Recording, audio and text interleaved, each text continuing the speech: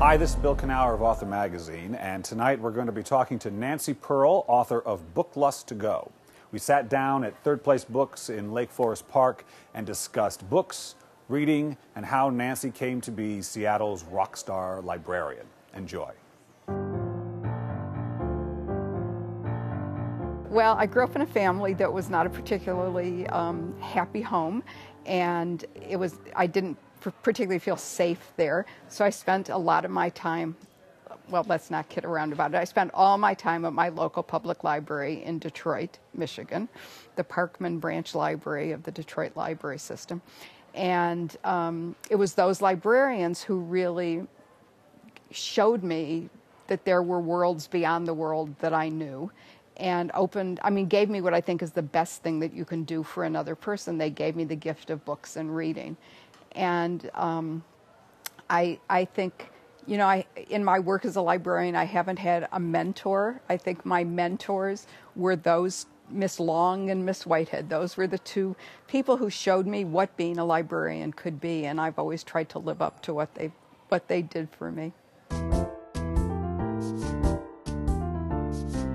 As an English major, I read all the canon stuff, but I think as a librarian and working with people and doing all the writing that I've done about good books to read, I think that what I've come to realize is that a good book is any book that you like.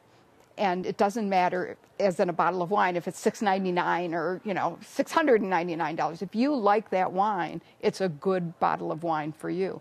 And similarly, if you like that book, it's a good book. I might not think it's a good book. You might not think it's a good book. You might have a much better developed palate than I do. But for me, that's a good book. And similarly, if I don't like a book, it's not a good book. Now, that's not to say I'm not going to enjoy it in 6 months or 6 years or 60 years. I could go back to it. But at this moment, it's not the right book for me.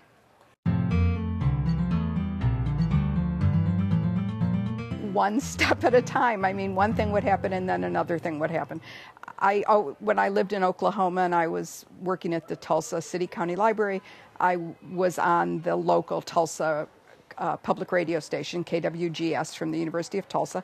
And at first I started on somebody's show talking about books, and then I had a half-an-hour radio show talking about books myself. And then when I moved to Seattle in 1993, the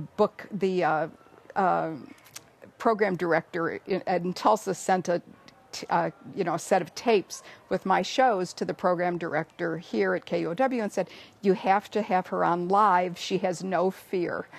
And was that true? That is true. I love live radio. I love live radio. I love taking phone calls. I love that. It's just much easier for me than reading a prepared review that I'm going to do. I'm much better off the cuff than I am with anything that I have to write.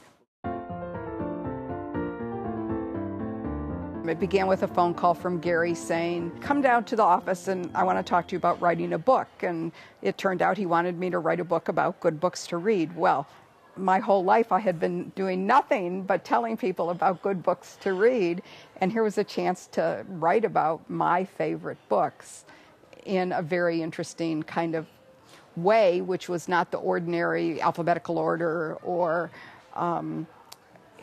by time frame, but just in quirky categories. I'm a librarian who's telling people, for the most part, about books they might not ordinarily find. So I'm never going to, the radio stuff I do, well, all the stuff I do, I'm usually not going to talk about bestsellers because you can find those.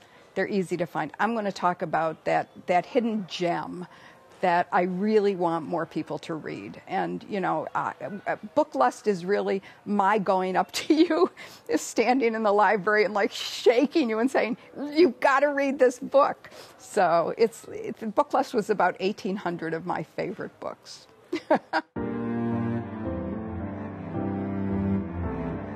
The more you read, the better you become as a human being, because the more you read, the more heads you get inside of, the different ways you have of looking at the world, the broader your world becomes.